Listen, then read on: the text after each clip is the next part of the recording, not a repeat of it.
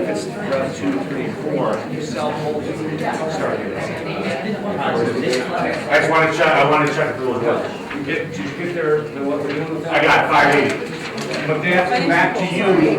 It's not going to be the current one. It's more of a B2B model. It's not B2C, no Facebook stuff. So more than concierge. Their concierge model, they're truly in you guys. This is great. Okay.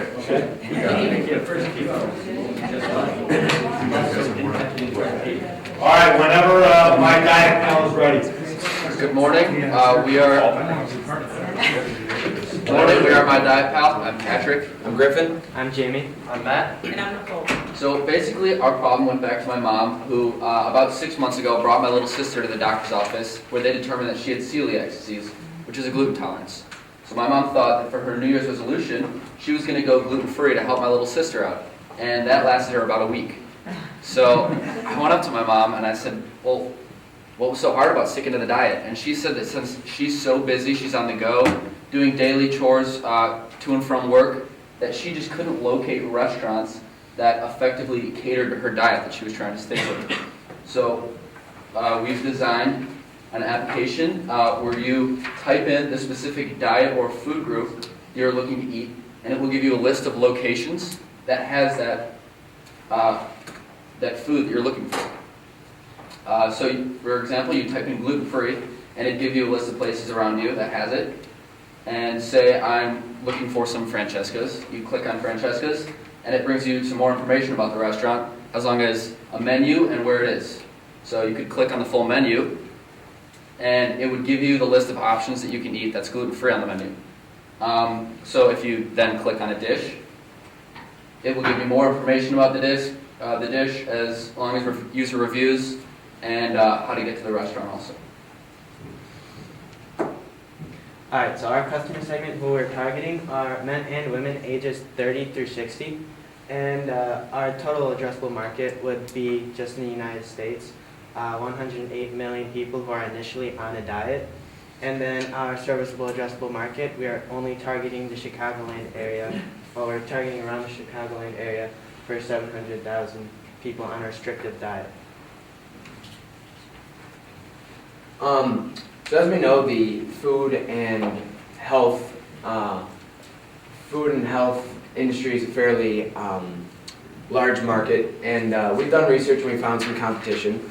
And to set ourselves apart from the competition, we have 3 unique pieces to our app. First, we target specific diets as well as in-depth database. And to help us achieve that in-depth database, we are going to use menu variations. So one of our main competitors is Yelp, for example. They are an application that will locate restaurants, but they do not cater to specific diets where we would.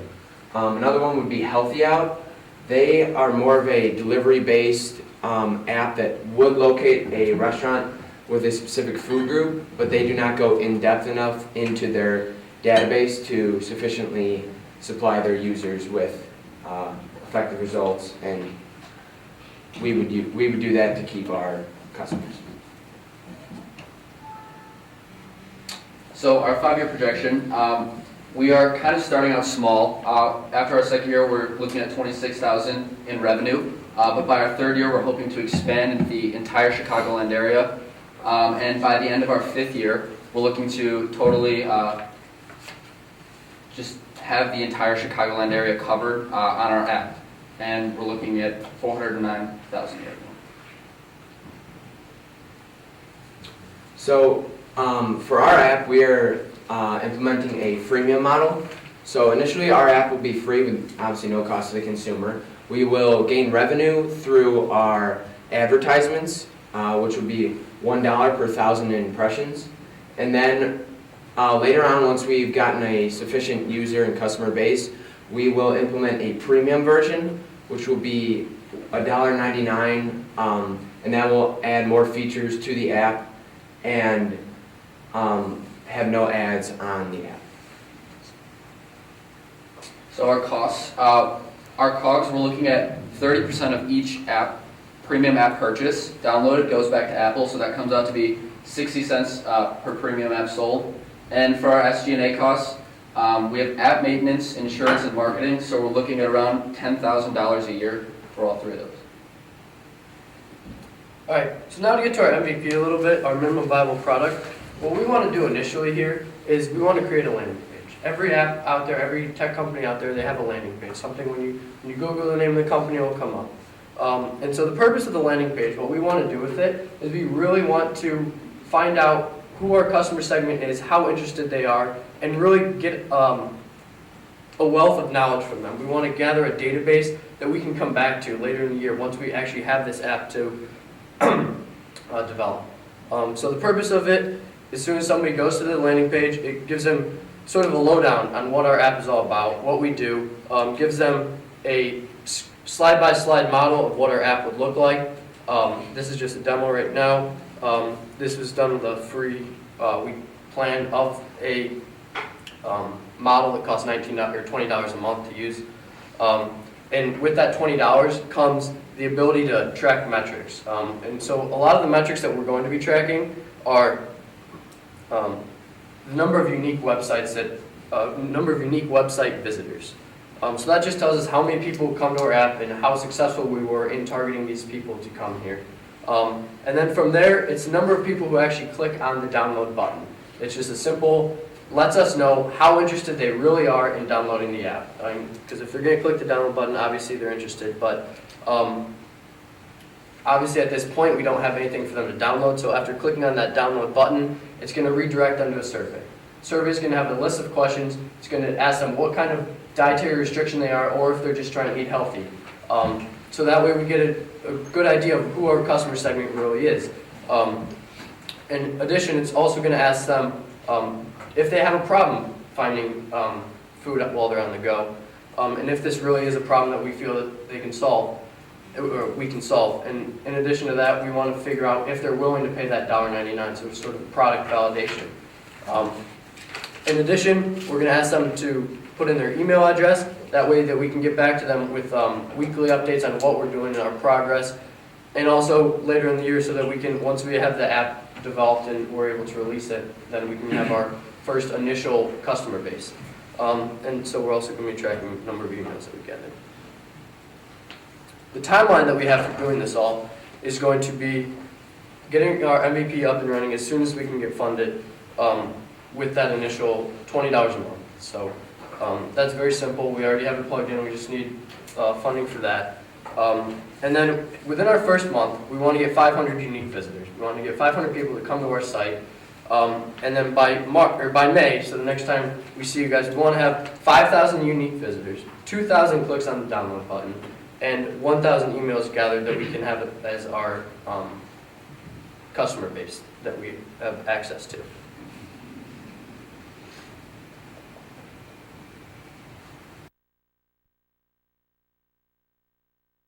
Emailing newsletters. Our main focus is going to be through social media, such as Twitter and Facebook. Especially Facebook, though, because research has shown that Facebook is the most common. Research shows that Facebook is the main source of social media for our customer segment, which is ages 30 through 60. Research has also shown that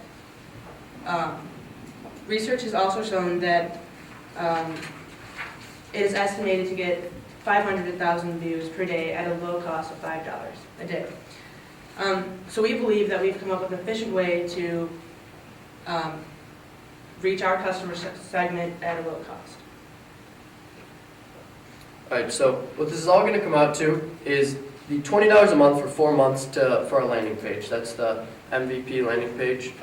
And then as Nicole was just talking about, our Facebook advertising, that's going to be the majority of our costs. And the reason that we want to put so much money towards that is because, as Nicole was saying, that's where there is a large population of our customer segment. And Facebook does a great job of allowing you to specifically target who you want. So the people who are going to be seeing the ad are only the people that who are our customer segment.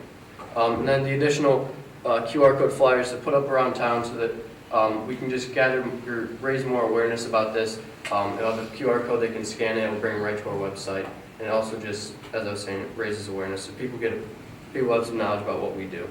And so our total request is going to be for $700. So I'd like to thank you all for your time. We really appreciate it, and we're here to answer any questions that you guys have. Thank you.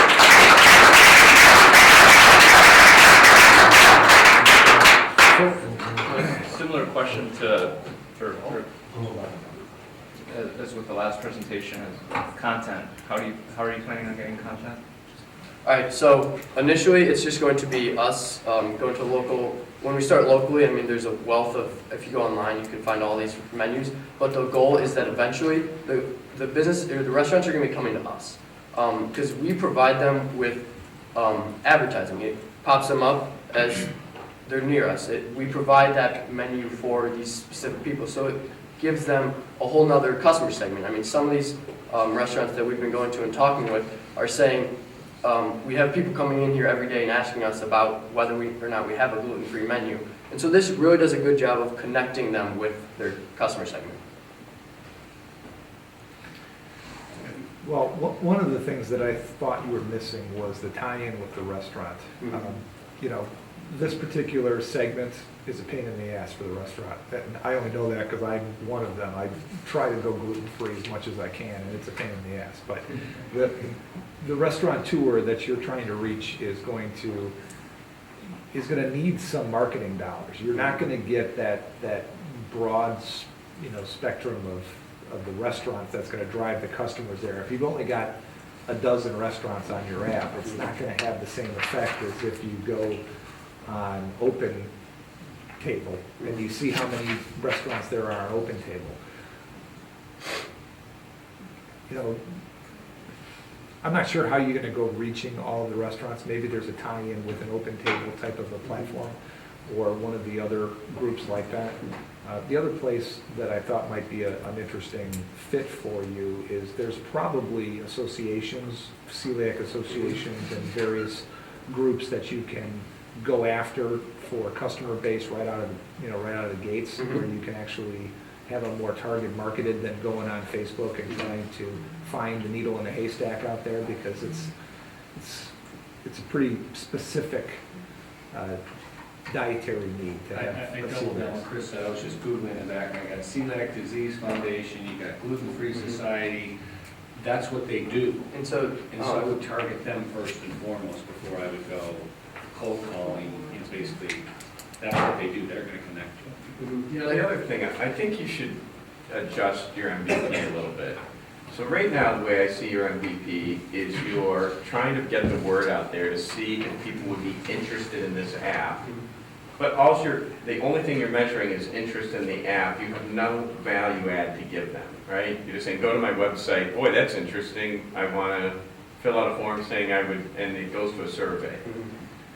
What if you started off with one strategy and one strategy only, and that was that you guys created an incredible blog about great food in the northwest suburbs that's gluten-free or whatever, and you wrote about it every single day, and you created followers to push out kind of tips about being, where to go if you're on it, and you were a review. And so you develop users by giving them value. They read your blog, and when you get to that blog of having 5,000 or 10,000 followers, you can then go sell advertising, and then we can worry about how to go do the app later. So many of the businesses that we see at this stage that are app-based try to develop the app before replicating the customer experience in a non-technical way. And a blog can do that for you, I think. I just can't imagine you getting 5,000 people saying, gosh, I wish I had this, and I would go to this Facebook saying I like it. That's not going to give you exactly what you want to measure. It'll measure that there's a problem, but it won't measure if people appreciate the solution. Is it? So to build on that idea, there's 5 of you. Each of you take a popular restaurant chain and review the 2 items that you could find on there as an example of gluten-free foods, so that you've got something to offer, a recommendation to offer the community. Supposedly gluten-free, but not worth the eating experience and whatever And, it and, is. and as you're doing that, you create a library too. Yeah. So there's an accessible database of, gosh, gluten-free, and, you know, after, if you're all writing 5, 10 blogs a week, and there's 5 of you, you know, you will have eventually, you know, great dining tips in the Barrington area about where to get good gluten-free, or in the northwest suburbs. There's a technical reason why menus are not accessible online that easily now. I mean, you can go look at a menu if the restaurants want to bother to put it up there. They change them often, and restaurants don't want to invest in the time to go keep that up to date. The other problem is that data is not readable by another computers very easily. So if you want to integrate that data into your app, you're talking about a huge manual process unless you can figure out a way to, you know, make that data readable. And it doesn't exist, to my knowledge, very, you know, if you're talking about a lot of individual restaurants versus chains. So I'm concerned that your competitive edge, you know, your value proposition is based on being able to drill down into those menus. Because it's nice to be able to see what Francesca's offers for a gluten-free menu. I mean, that's really a cool thing to show, but is that really doable for all the restaurants? And can you actually get those menus up online in a reasonable, cost-effective way? Can you crowdsource it? Well, that's a great idea, you know, that's a great idea, but you're really talking about, I think, a B2B application, you know, because your revenue is based on you know, the restaurants or some other businesses paying users using it for free, and the upgrade is really a nice thing to do down the road. You know, it's a product extension, it's not really your core model. So. I would think, you know, there's the advertising revenue model that you're trying to do. Yeah, I'm done. Yeah, I was going to agree with your point about the blog is a great way to bridge what you're thinking about doing to getting there. And you're doing advertising, that's one way to generate revenue, and I would stick with it. But I think the real revenue play is the restaurant that wants to be featured in your blog or on your app. You know, they're fighting for that customer segment, and it's becoming a bigger customer segment. There's more Chris Berries out there that are free, and I've dined with them. It's not. It's not. What else we got? Can we go back to the MVP quick? Yes. Just a quick comment on the name, My Diet Pal. I just assumed right off the bat you're going to be doing something different, more with dieting. Right. And I was thinking, you know, it's like My Menu Pal, because it's more about the menus at restaurants than it is about the actual diet. I mean, thinking of from the user's point of view, you know. Anyways, that's just a thought I threw out. Diet suggests weight loss. Yeah. I know I mentioned to you, but I was just Googling, couldn't find it, about a startup that was started out of Northwestern University that's focusing on allergies. And so their thing is, instead of celiac, they have all types of peanut allergies, and so they go in there and they're afraid to go to the restaurant. I don't know if you can connect with them, they're MBA students at Kellogg's Northwestern. They're out ahead of you doing it in a slightly different way, but the same level of complexity. And they ended up pivoting to more of a blog type of, don't go to this restaurant or go to this restaurant, and they were trying to validate whether people would go to it if they really had, you know, a serious peanut allergy. Something worth your time that can maybe help you through this. Also look, if you get more ideas about people for kosher menus, because there's several good apps out there for people following strictly kosher, and where to go and what restaurants as well, and how they did it, and look at some of their business models. So think about all these little micro blogs that you can have. One could be to the gluten-free world, one could be to the Jewish kosher world, one could be to the peanut allergy world, and they could be these sub-blogs that you're all writing about. That's really good for your MVP because you can do what's called A/B testing. You can see which one's getting more traction. Okay. And at the end of the blog, you can simply ask, would you like us to push data to you as we get it? So in other words, would you like an alert when we have a new review in your category? So sometimes people will call your blog up and they'll read it. Other times if you push it to them, and you'll get some really good information of whether or not, you know, what they're interested in. But all of that requires no technology. And you can do it all on Facebook.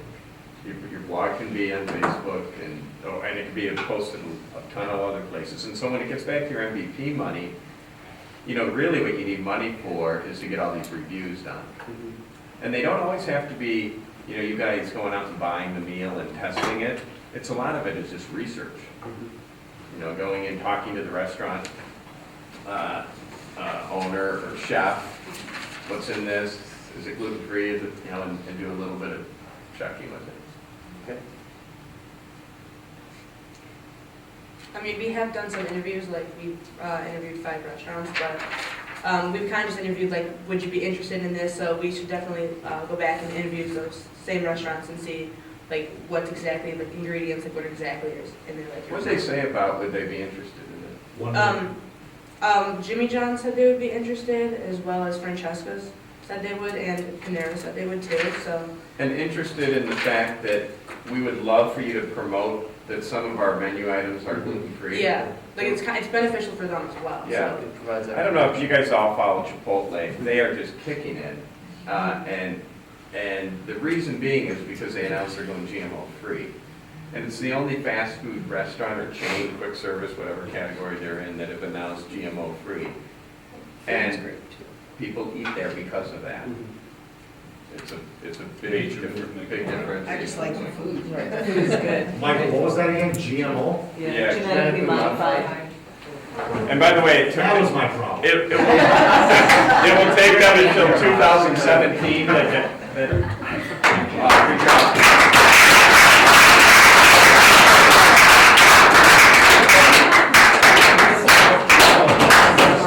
Yeah, can we go back to your MVP slide? Oh, sorry, what was it